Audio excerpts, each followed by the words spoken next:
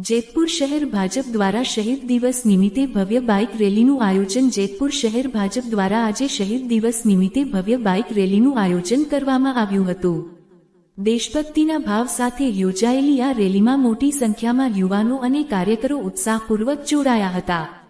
Rally શહેરના વિવિધ માર્ગો પરથી પસાર થઈ હતી, જ્યાં કાર્યકરો હાથમાં તિરંગા ઝંડા લઈને વંદે માતરમ અને ભારત માતા કી જય જેવા દેશભક્તિના નારા લગાવતા જોવા મળ્યા હતા।